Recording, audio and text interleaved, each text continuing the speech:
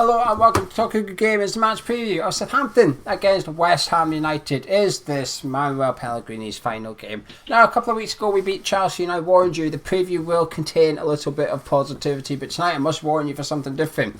This preview may contain absolutely no positivity. But I don't know. Maybe Michael Gonzo might throw some in. That's what I'm here to try and get out of them. So let's crack on with it. Gonzo, can I get your thoughts on the Saints, please? Well, you say you're here, Gio, but we don't know. We can't verify that. I can hear somebody. Is that you? Well, the people can see me. It's just you, Mike, that can't see me. So. Oh, really? Oh, all right. Beg your pardon. Sorry, we can't see Mike. In which case, it's not really a very funny joke then, is it? Probably wasn't. Anyway, Southampton started poorly. I've come into a little bit of form, slightly derailed in the last game with the loss against Newcastle. But I think their fans were quite worried at the start of the season. But I think he's sort of rallied it. I don't think he's the best manager in the world, but he certainly wasn't as bad as probably even Southampton fans were fearing he was at the beginning of the season. Rallied, picked up a bit of form. I think they've only lost 2 in their last 5.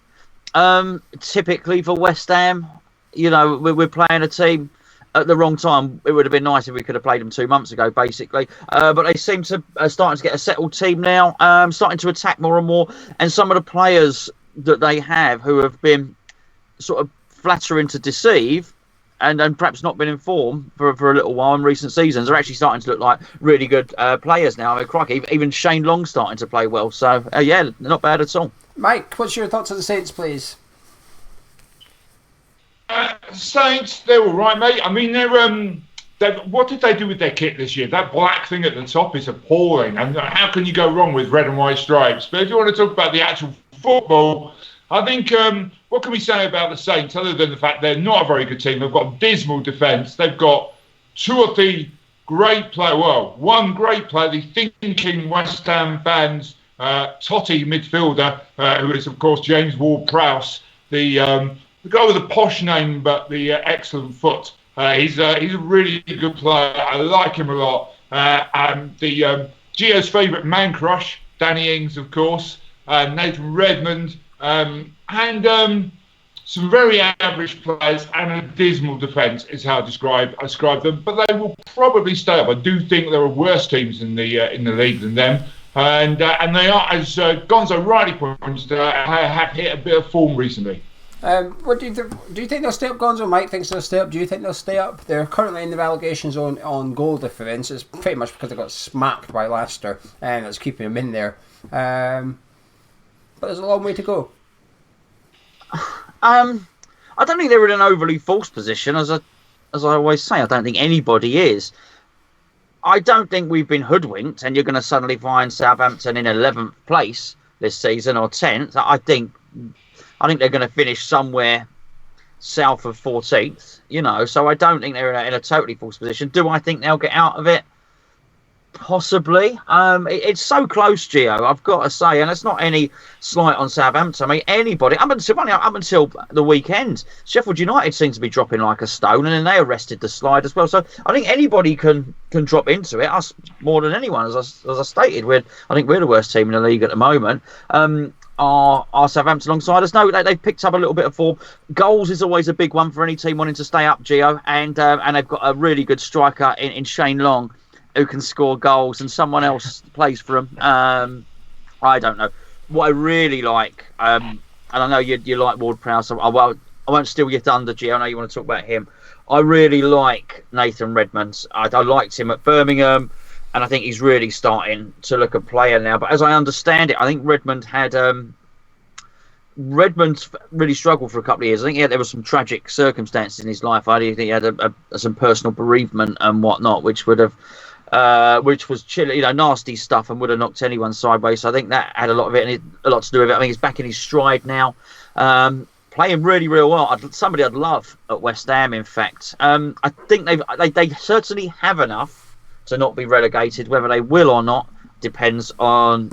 They've got to keep scoring lots of goals, basically. I think they had a really tough start to the season, though. I think they had one of the most difficult set of fixtures, and I think that's what's really put them down there. But they've now hit their more winnable run of fixtures, and guess what? They're winning. They beat Watford, they beat Norwich. I can't remember what the result was against Newcastle. I think they got beaten then, but they were leading in that game. Now they play us. This is their run where they need to pick up points, and they're picking them up. So that's what you've got to do. You've got to win your bread and butter games, and they are doing just that. I actually think Hasenhüttl's a good manager. I quite like him. I quite like the way Southampton go about things. I put out a little stat today for the people that like their stats. Southampton are the third quickest team to retrieve the ball after losing possession in the league. Only City and Liverpool are ahead of them. It just shows the style of football that they play, and it does not bode well for us on Saturday, of course. But I like them. I think they're a good team. I think they've got good players. I think he gets the most out of his players. I think Mike's right. Their defence isn't anything brilliant. There's only one defender I would take at West Ham from them, which is Valerie, but he's injured.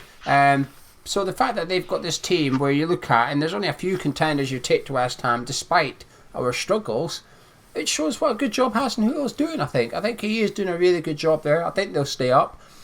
The only thing West Ham can hope for, and you don't want to wish injury on anyone, but West Ham better hope Danny Ings picks up another injury again soon, because that will derail their season. That will knock them for 6. Because at the minute he's got 5 in 5. He's banging in goals, and you've got a goal scorer, you've got a chance of staying up. And that's what they've got, and that's what at the minute we're lacking, as well as Watford.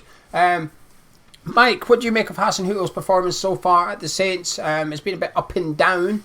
Sometimes he's favouring the market to go, but then he's still there. I'm impressed by him. Gonzo doesn't sound too impressed by him. What are you thinking?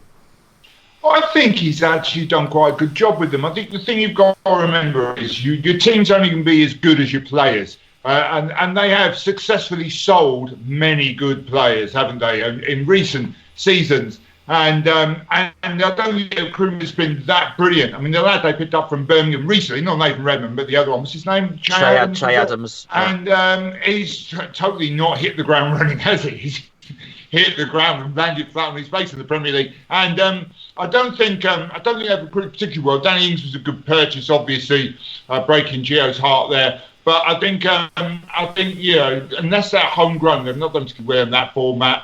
But I think he's done well with what he's got. He tries to get them to play a high-pressing, high-energy game, which when it works well, and when it doesn't work, they lose 9-0. Do you know what I mean? It's that kind of game.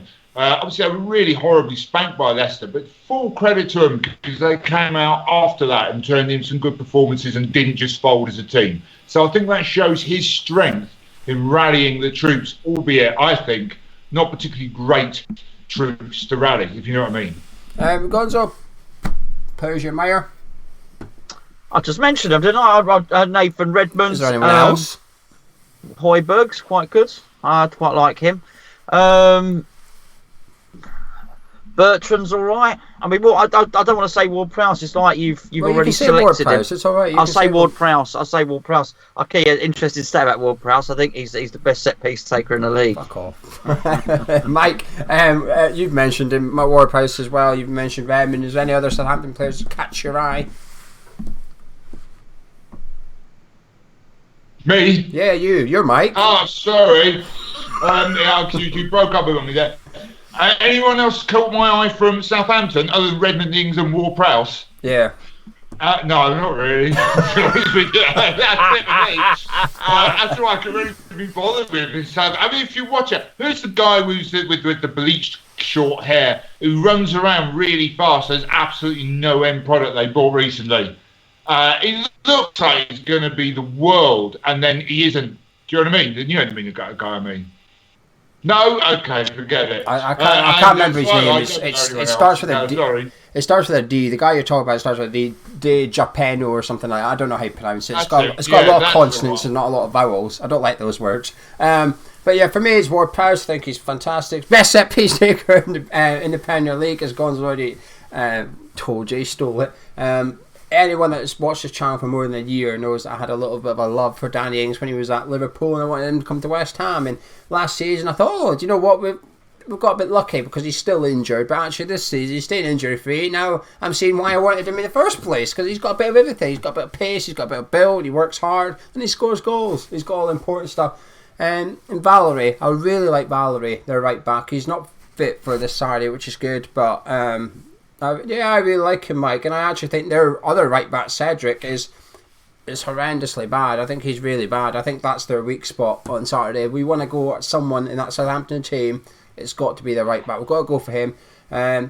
Jack Stevens has been played right centre back recently. He's had a bit of a peak uplifting form, but he has also been historically really poor. So that's their weak spot for me. Anyway, time to talk about West Ham. Southampton, though, the good news for Pellegrini perhaps is that Southampton's a team West Ham have beaten more times than anyone else in the history of the Premier League, and we've beaten them the last 3 times we have faced them.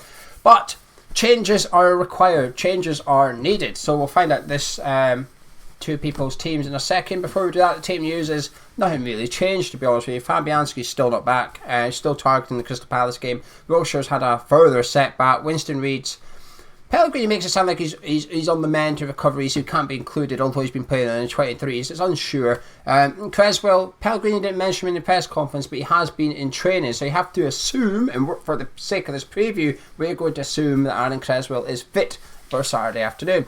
Gonzo, just rattle off your lineup, please. Oh well, let's have a look. I took my time composing this lineup, but I've gone with a back three. Now, he has to do it. He has to do something different, doesn't he, Gio? This is the point. This is his last chance to keep his job. So we're going with a back three. Diop, Balbuena, Ogbonna as a back three. Fullback, the right wing back is Johnson. The left wing back is Masuaku. Noble and Rice, and Anderson behind a front two of Haller and Antonio. It's not too different to what I want to see, to be honest with you. Mike, have you got your 11 in your head there? Yeah, I've actually got one a bit of paper as well, mate, just to be sure. I've prepared, mate. I've gone for 4-4-2. None of this tippy-tappy, keep the ball in a triangle and centre circle nonsense either. Whack it up the pitch. Get forward, put that defence under pressure as quick as you can. I've gone for, assuming he's fit, Creswell at left back, Ogbonna, Balbuena and Ben Johnson, I quite agree, the only option we've got. Ryan Fredericks, right? I'm sorry, but I know he's quick, he's rapid, but rubbish, or as I like to call him, crapid. Do you know what I mean? He's not working for us at all at the moment. In midfield, the 4 would be either Masuaku as left wing or Nathan Holland. We need some pace wide, yeah, on the left. Fornals and Rice in the middle and Anderson on the right. So you can play right-footed crosses to a front two, as Gonzo said, of everyone's favourite donkey, Haller and the thinking man's championship striker, the Premier League winger Antonio. Haller, by the way, is dreadful. I'm sorry, if he goes Eeyore and he's got pointy ears, he's a donkey. He's trying to wind you up, I think, Gonzo. I think he's trying to get you. My team's, it's not too different from either of you. It's a bit sort of hybrid of the two, if you like. I've gone with the back three as well. I agree with Gonzo. Listen, it's your last game, Pally. You've got to go for it. If you play 4-2-3-1 and you get sacked on Saturday night, you've really got no one to blame. There is no excuses. You have to try something. 4-4-2, be a bit bold like Mike says, or change the formation completely. Surprise everyone, including your own players, because not only do you need to roll a 6, he needs to roll a 6, pick the die up and roll another 6 in order to keep his job. It's that difficult. So listen, it's better I would much rather see him go out in a blaze of glory, lose this game 4-3 if you have to. There's no point losing 2-0. It doesn't do you any good. I would argue that drawing 0-0 isn't any good either. You need to go for this. You need to go looking to score at least 2, maybe even 3 or 4 in this game. So give yourself the best opportunity. I've gone with Gonzo's back 3, Balbuena, Diop, Ogbonna. I've kept the fullbacks as Fredericks and Masuaku, because I like to think that as wing-backs they might be slightly better than they are as full-backs.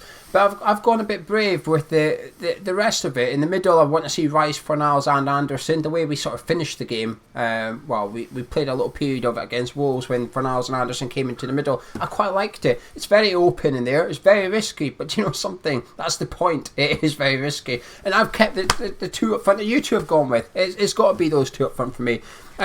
Mike, what's your... Me and Gonzo have been rattling off our opinions left, right and centre. What's your opinion on Pellegrini and the situation surrounding him?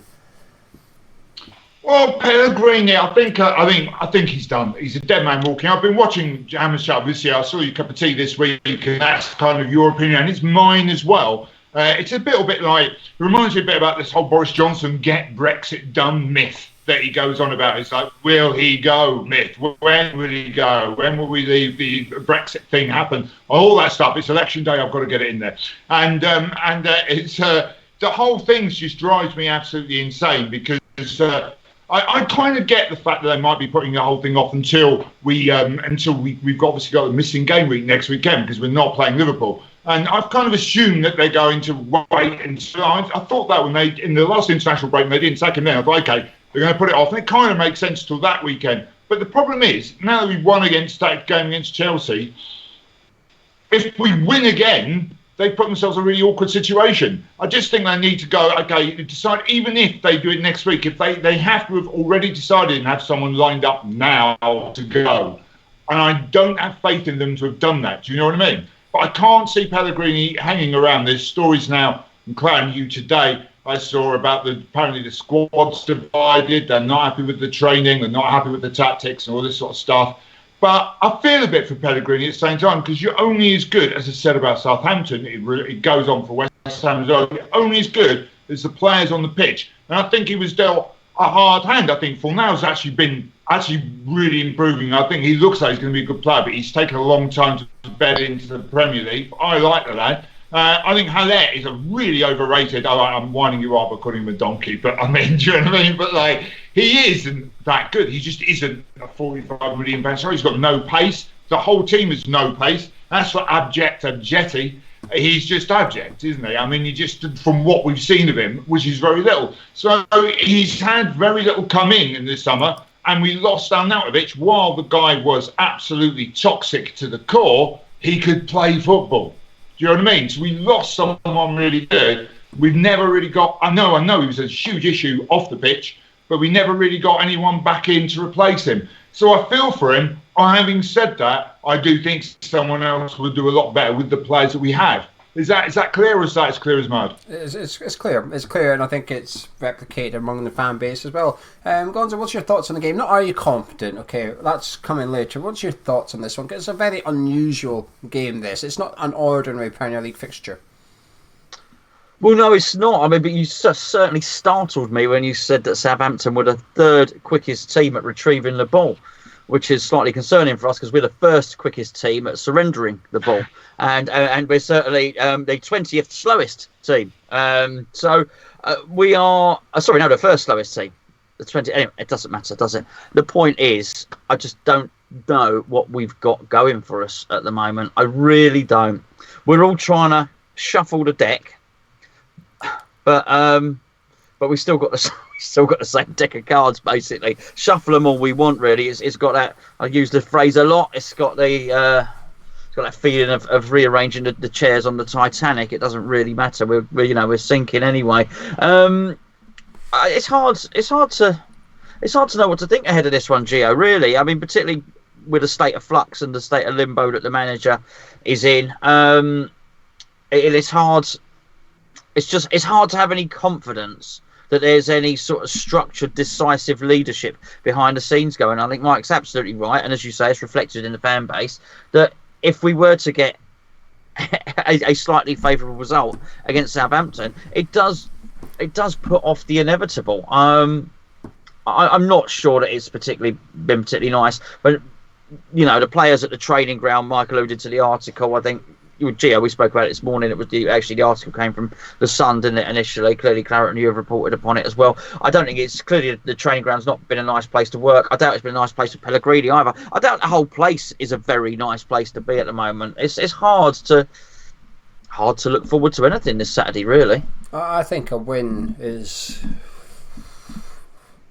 going to be a bit bonkers for the whole situation because, as Mike said, they've clearly got a plan. They've been making phone calls for the last week. They'll know exactly who's available. They'll know exactly who's interested in coming now, today. They'll know who they want to be in charge for the Crystal Palace game. So they'll all have it all set up, ready to go Monday morning, just like they did with Bilic. As soon as Bilic got the done, Moyes was in. Pretty much the next working day, David Moyes was rocking up. Bilic was packing his box when Moyes was coming in the front door. So they've got that already. But if we win,